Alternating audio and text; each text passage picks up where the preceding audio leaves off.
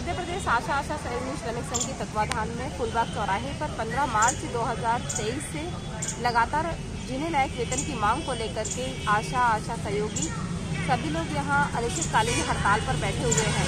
इसी भी social media के माध्यम से ये जानकारी हुई कि माननीय मुख्यमंत्री जी 15 से 20 अप्रैल के बीच में सभी आशा और सहयोगियों को बुलाकर एक महासम्मेलन करने वाले हैं, तो सभी को बहुत खुशी हुई। लेकिन उसके बाद में ये पता चला कि 16 अप्रैल को मुख्यमंत्री जी ग्वालियर में आ रहे हैं और उन मांगों को यहीं आकर पूरा करेंगे और घोषणा करेंगे। तो सभी आशा और सहयोगी कार्यकर्ताओं ने 11 अप्रैल को अपने प्रशासन को ये सूचना दी कि हम माननीय मुख्यमंत्री जी से मिलकर उन्हें शांतिपूर्वक तरीके से ज्ञापन देना चाहते हैं। इसके बाद सभी सीएम साहब के पंडाल में पहुंचे। वहां जाकर के जब मुख्यमंत्री जी ने किसी भी प्रकार की न घोषणा की, न आशा के हित की बात की, और यही नहीं बल्कि आशा को अपने पंडाल से बाहर निकलवा के फेंक दिया, रोड पर भी बैठने नहीं दिया, तो सभी आशा और सहयोगियों को गुस्सा आया और उसके बाद में वो रोड पर ही बैठ गए। जब मुख्यमंत्री जी की गाड़ी निकली तो उन्होंने अपना ज्ञापन देना चाहा, लेकिन मुख्यमंत्री जी उनकी बात सुनने को तैयार नहीं थे। एक शब्द भी उन्होंने अपने मुंह से नहीं बोला।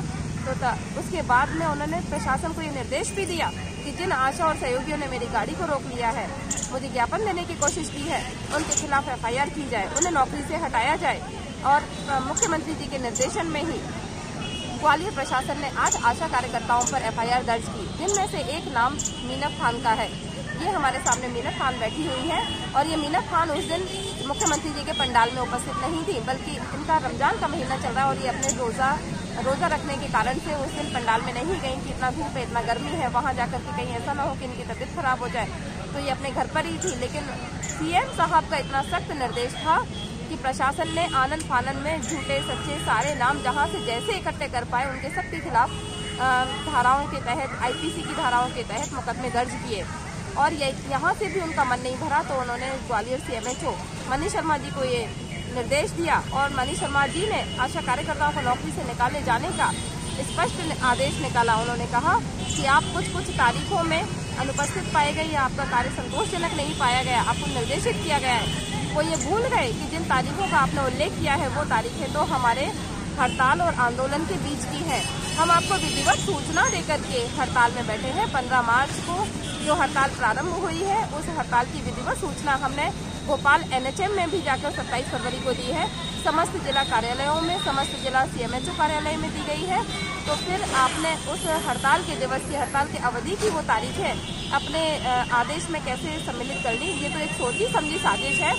ये हमारे आंदोलन को कुचलने की और दमन करने की साजिश है, लेकिन इसमें आप कामयाब नहीं होंगे। हम आपको सख्त चेतावनी देते हैं, यदि 24 घंटे के अंदर हमारे आशा कार्यकर्ताओं पर लगे झूठे प्रकरण और ये नौकरी से निकाले जाने के आदेश यदि वापस नहीं लिए गए तो फिर यहाँ पर जो 20 तारीख से भूख हड़ताल चल रही है ये आमरण अनशन में बदल जाएगी और यहाँ प्रदेश स्तरीय आशा और आशा सहयोगियों का महाकुंभ आपको देखने का मिलेगा, जिसकी पूर्ण जिम्मेदारी शासन और प्रशासन की होगी। हमारे माननीय मुख्यमंत्री जी की होगी, हमारे CMHO ग्वालियर मनीष शर्मा जी की होगी, हमारे ग्वालियर कलेक्टर साहब की होगी, हमारे ग्वालियर SP साहब की होगी।